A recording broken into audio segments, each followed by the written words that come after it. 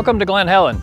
My name is Jody Weisel. I was asked to introduce the Rider of the Year video. I was chosen because I've raced every World Vet Championship since it began in 1986. I'm here 3 days a week testing or riding or racing. I rode here when it was Arroyo Cycle Park over there and became Glen Helen, and when it became Glen Helen I built the track that they ride on now, so they thought I would be the perfect person to introduce Mark Blackwell. World Vet Championship started in 1986 when three guys, Tom White, Alan Olson, and I sat down and said, we need to have a standalone World Championship race for riders over the age of 30. We were lucky in that Tom White had tons of money, so he agreed to finance it, and so that's how we started. It's been going on now for over 35 years, and about 10 years into it, Tom White said, we need to honor the stars of the sport, the people who've done something over their lifetimes. And so he started the Edison Dye Lifetime Achievement Award. For those who don't know, Edison Dye was really the founder of American motocross. He brought over the first bikes, he sponsored and promoted the first races, and really made the sport popular in America. He's the man that Tom White wanted to name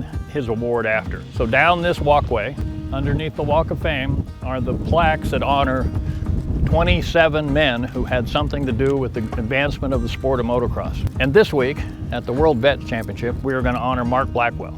It seems odd that the first American national champion would be the latest and last one to be inducted, but you know, you get lost in the shuffle when you're the first of a breed. Mark Blackwell was a 1971 AMA 500 national champion. He was the first American to go spend a full season racing the 500 World Championships, and apart from a severe eye injury that he suffered when a rock hit him in the face, he was the leading light of American motocross.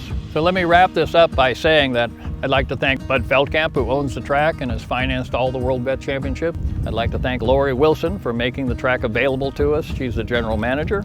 I'd like to thank Kristen White, who has kept the tradition of Tom White alive by continuing to sponsor the race. And I'd like to thank the late Tom White. Tom was a great guy. He believed, he had a vision that people would come to a race for over 30 riders. No one else in the sport believed it, but Tom did. And what you see this weekend is the culmination of Tom's vision.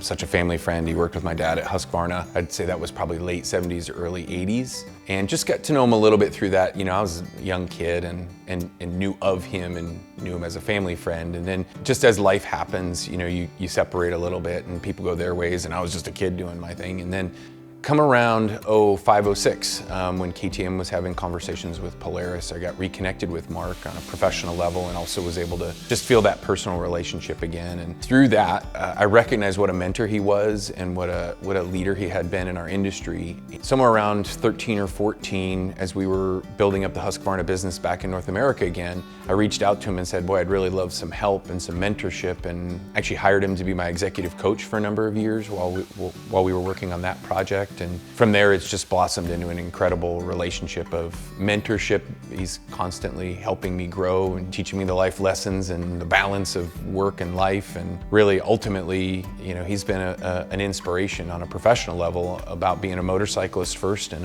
an industry professional second, and how to mix that all together. Mark, when he came to Europe, spent some time around where I lived, and I think at some point he rented a house like just down the street from me, and I had gotten to know Mark already a little bit in the US. At one point I remember I wanted to have one of the US vans to bring to Europe, and at that time people were splitting the big maxi vans into an area for the bike and an area in the front that was a little bit like a camper, you know. And there was a company in Southern California here called Select Vans, and Mark had a connection with them, and he set me up and helped me get it, and I ended up having the coolest van in Europe, I think. I spent quite a bit of time with Mark and around Mark, and a lot of good memories. And 71, I met Mark the first time. with long hair, you know, American kid, 16, 17 years old, coming there and all alone. Mark, at age, he was so precise. Everything that he did was, it's everything punctual. So now we talking about today, taking the old van and driving around with a shift and a clutch and everything. It's not that easy, but something that really amazes me. He has to tell me everything twice. Not because that he has to do everything twice, but because I didn't understand what he was saying. And so he had to do everything twice, because he was so precise. And and I can even still today, Mark is doing exactly the same, what he learned from his young age, precision, on how he wanted to run his racing team. One those days himself, then he became a very, very famous, and also work with many companies. And I remember that I met Mark when he was at Husky in San Diego, and what he had achieved, and he built for the Husky team in those days, and also the Husky, the leadership for the company.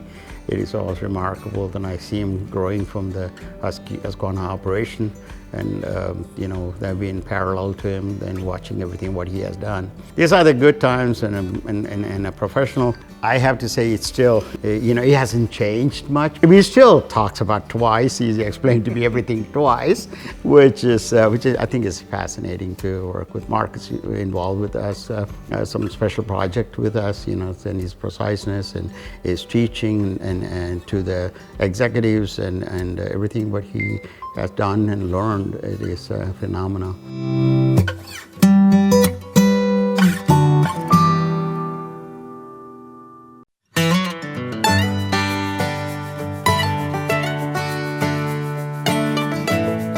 Well, with Mark, there's always a funny story around him probably losing his keys or something like that. Really, what I always go back to is Mark as a person is constantly in motion. And if anybody has spent any time with him, he's constantly doing, constantly thinking, constantly learning. It's not funny in a way like you laugh about it, but it's funny in a way that it brings joy to your heart to see somebody so passionately driven about what they do and who they are and what they want to grow to be, and that continuing zest for life. I just love being around him. He brings this sense of joy just because of this constant motion that he lives in. I would actually say that in a way that's funny to watch, and in a way it's fun to watch, and it's a joy to be around. What's I think very impressive is his start as a racer, and an injury shortened his racing career, and he turned it into a professional career that ultimately went, from an industry point of view, he was able to touch many different areas, from OE's manufacturer side to industry side. Happened to serve with him at the Motorcycle Industry Council, and I know he's tried hard to have a positive impact at places like AMA and at local event levels, company levels. And generally, when you come into contact with people that have had the working opportunity with Mark, it's always been a positive experience. The biggest impact you can make on many people, I believe, is a really deep impact you can make on one person.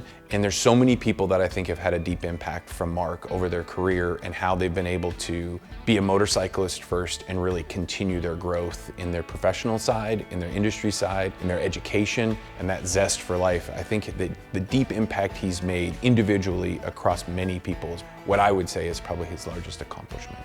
Mark is a perfectionist, and he's always worried about having the last little thing just perfect. And I remember when he did the motocross school for Suzuki at Lake San Marcos, and we used the Carlsbad Raceway as a track, and at a motel in San Marcos there was a classroom, and where Mark would go through videos and pictures and riding position and diet and all that. I think it was by far the most advanced thing available at the time. Mark was always, like I said, a perfectionist in everything. When we were in Switzerland international race, the first house that I ever stayed was at Mark's house. Wow, it was a zoo. Mark, Mom and Dad, they invited everybody for anything, so it's like a big buffet, and it's a house full of people laying all over the place and sleeping. So we spent some time with Mark, and Mark's dad was a fantastic man. And so they had a passion over motorsport. Is unbelievable. And now I can think about it, those days for me, it's not that much exposed to the U.S., the American. But as Mark was very, very helpful, just giving us everything that he could, the first time that he ever traveled. And after that, Mark was also involved with Maycoast for a while, and he was teaching the schools in the East Coast and pulling the trailer again. He did everything himself. Then I can see his race reports. I never, even now, I don't think anybody could make a race report as precise as Mark. And he's probably, I think, the strongest person ever to race a motorcycle. The guy was unbelievable. He's still, he's in his 80s now and he's still strong. He was an amazing guy, and Mark learned a lot, I think, from him. And he was always interested to work with European riders, with me, with Hallman, he got very close with Husqvarna early on, and it was probably had to do also with the Swedes in that generation were probably the most cleanest. They had the cleanest setup with the bikes and their trailers and transportation at the time, and so it was no wonder that Mark gravitated towards them. One thing that stuck out for me about Mark was that he was always eager to learn, would find a way to find a coach or find somebody that could teach him something. He seems to be still that way today. We can learn a lot from Mark, from the way he does things, and from a motocross rider to become a CEO of a huge company and all the things he has done. He has a very impressive resume.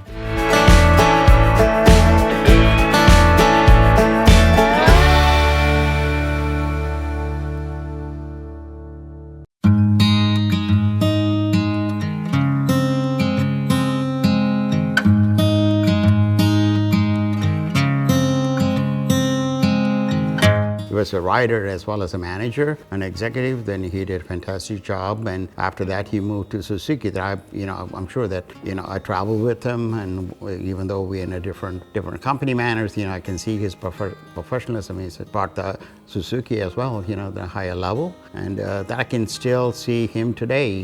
That he's bringing a lot of his business and also his experience to the table, that where we all can really appreciate what we can learn from him. And it's been a fun times, old days, and yeah, it's almost 52 some years, more than 50 years.